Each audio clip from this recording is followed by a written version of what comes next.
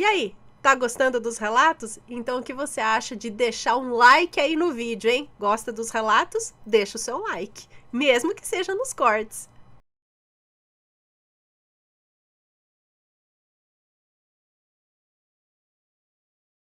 O relato de hoje, a inveja matou o meu padrasto. Credo, mais um de inveja.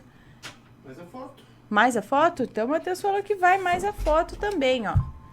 Fotinho de Natal aqui, nossa, vai autografada, tá? Uma fotinho de Natal junto com a Cruz de Caravaca e o livro da poderosa Cruz de Caravaca. Relato sobre inveja, sobre morte. Ai, credo. Vamos lá. A inveja matou o meu padrasto. Olá, Ana, me chamo Fulana. A galera já aprendeu. Eu tenho 20 anos, moro em Vitória da Conquista, na Bahia. Eu tinha 17 anos, mas antes de chegar a essa idade, minha mãe morava com meu pai. Ela se casou muito nova por ter engravidado cedo do meu irmão mais velho. Mas meu pai era muito de saideira e de bebedeira. Chegava em casa quebrando tudo. Mas em um certo dia, minha mãe... tá trocado os nomes? Já não sei. Mas em um certo dia, minha mãe conheceu a pessoa que seria o meu padrasto. E vou chamá-lo de Levi. Então, não é esse o nome. Ele era um pouco mais velho. Tinha olhos verdes. Minha mãe logo se encantou, pois ele andava sempre sem camisa. Olha! Pois trabalhava em um torrador de café.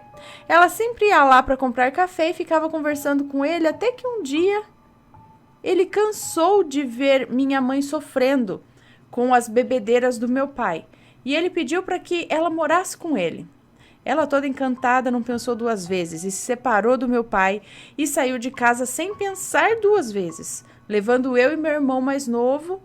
Eu, na época, tinha entre 5 e 6 anos de idade e confesso que não gostei muito, mas logo ele foi conquistando todos, né? Porque ele era bem trabalhador e sempre a nossa mesa era farta. Os anos foram passando assim até que tudo mudou e ele começou a adoecer, apesar dele ter 3 filhos já casados, mas nenhum ia vê-lo, pelo fato de não gostarem da minha mãe. Um deles era um pouco mais próximo e se chamava Fulano. Ele era casado, tinha 2 filhos, a mulher dele era mais... tinha 2 filhos, a mulher dele, que mais parecia o Satanás, ai meu Deus, fervia de ódio ao ver minha mãe.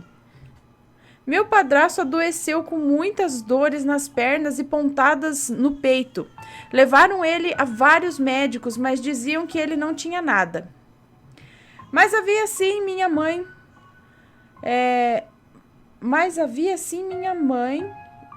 Em suas saídas para buscar remédios para ele, do nada encontrou uma mulher que disse a ela: "O que o seu Levi tem não é problema de médico. Você deve imediatamente levá-lo a outro lugar." Ela ficou com aquilo na cabeça e foi no lugar jogar cartas de tarô. Quando a mulher revelou que jogaram um feitiço nele de magia negra, para que ele morresse aos poucos e para que o filho dele pudesse ficar com todo o dinheiro e a casa em que nós estávamos com ele. Ah, entendi. Olha a minha inocência. Minha mãe sempre, por isso que a mulher, acho que era a nora, tinha raiva dela, né? Porque daí as coisas tinham que ficar para eles, né? Bom, minha mãe sempre acreditou nessas coisas e logo foi numa consulta num terreiro e lá descobriu que foi a mulher do filho dele que fez isso e que logo ia ficar pior.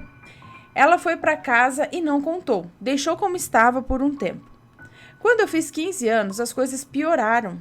Cobras apareciam em fileiras todos os dias, às 6 da tarde. Sempre eram 3 cobras. Uma preta que ia na frente e uma marrom atrás. E a última era verde. Eu ficava aterrorizada. Enquanto minha mãe matava as cobras, o meu padrasto gemia de dor na cama. E escorpiões choviam pelas paredes. Misericórdia! Cheguei a achar um debaixo do meu travesseiro, mas nenhum deles fez mal a gente. Credo. As noites eram perturbadoras, pois deitada em minha cama, o quarto não era muito escuro por conta da janela que tinha uma cortina fina. Sombras passavam pelas paredes e meu padrasto também via, e minha mãe também. Eu dormia numa beliche. Eu dormia numa beliche na parte de baixo e meu irmão mais novo na parte de cima. Ele era o único que não via nada. Cada noite era horrível, pois além das sombras na parede, se ouvia o arrastar de cadeiras na cozinha. Quando se ia ver, não era nada. Numa noite, minha mãe chamou a ambulância, pois meu padrasto estava passando mal. Ele estava passando mal mais uma vez, e lá ele ficou internado. Minha mãe, indignada, voltou ao terreiro e mandou fazer um trabalho para que ela parasse de judiar do meu padrasto. E ela fez, e por um tempo aquele tormento parou. Os médicos deram diagnósticos de problemas renais e ele passou a fazer hemodiálise. Eu sempre calada, nada dizia, apenas observava. Minha mãe o convenceu de levá-lo no terreiro e ele aceitou. Lá fez as limpezas corporais nele, trabalhos e revelações. Falaram que jogaram macumba para destruí-lo e que as 7 pontadas era um boneco feito em seu nome. E judiaria dele quando bem quisessem. Ele, com medo, fez muitos trabalhos, mas não vendo resultados esperados, ele sempre cismado. Desistiu depois de gastar muito dinheiro. Ele foi embora e não quis terminar os trabalhos. E logo foi faltando aquela fartura de comida que sempre tinha, pois foi tudo embora com remédios e médicos. Ele era cada vez mais perturbado e eu sempre no meu quarto, encolhida de medo daquelas sombras na parede que não eram só uma, eram 3 e ficavam passando, sempre 3. 3 não é sinal de coisa boa, não. Ficavam passando de um lado para o outro e sumia na parte mais escura do quarto. Eu já com 17 anos e todo dia era igual, até certa noite em que o meu padrasto passou mal e foi para o hospital. Lá ele ficou de quinta até sábado e eu tinha que ficar em casa cuidando do meu irmão. Foi na última noite de sexta quando minha mãe estava no hospital com ele e eu com meu irmão em casa. À noite eu estava secando a louça e guardando quando me virei para a sala que não tinha porta e vi algo horrível passar para o quarto do meu padrasto. Era uma criatura bizarra. Usava uma túnica rasgada de cor de cor meio alaranjada. E ele não tocava o chão,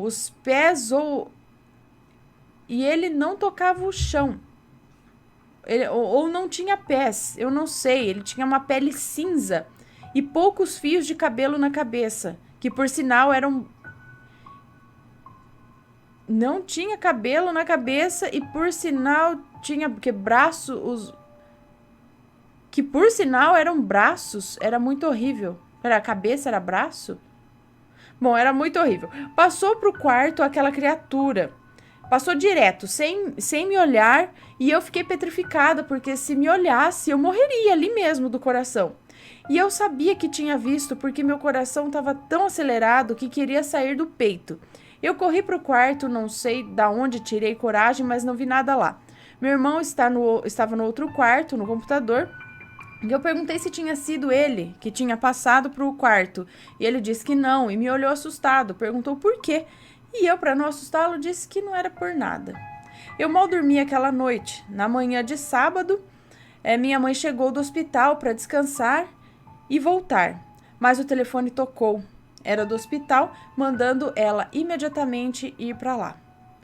Ela pensou que era coisa boba, tipo assinar papelada, essas coisas. Chamou um táxi e foi. Mas no fundo eu sabia que não era nada bom.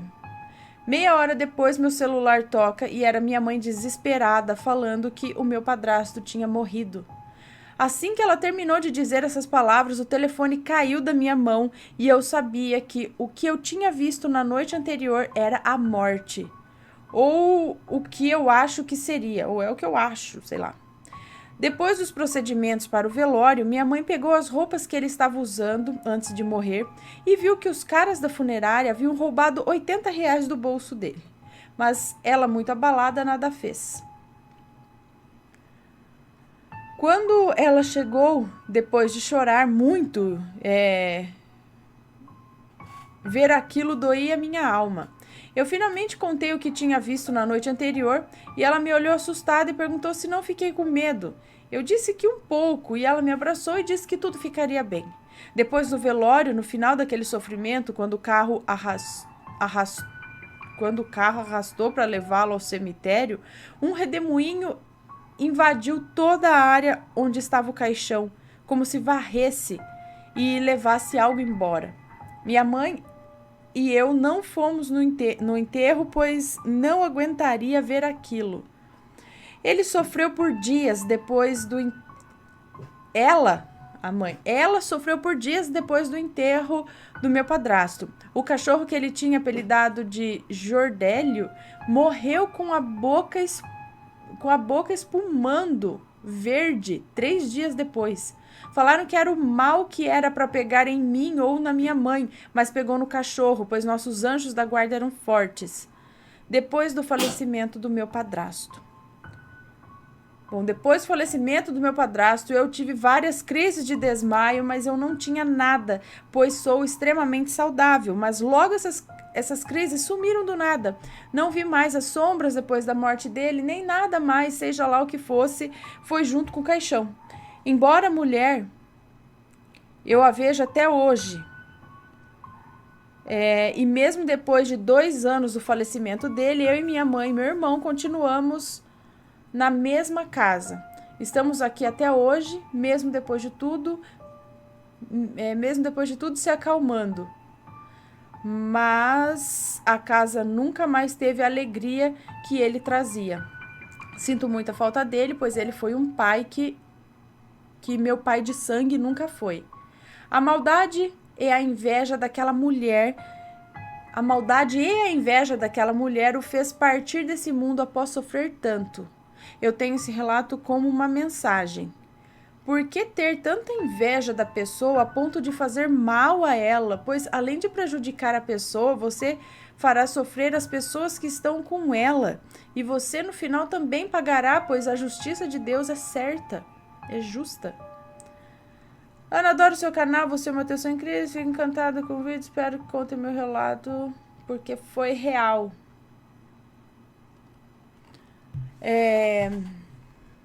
Mais um relato de inveja, não é mesmo? Quem que fez? Mulher. Vocês já repararam?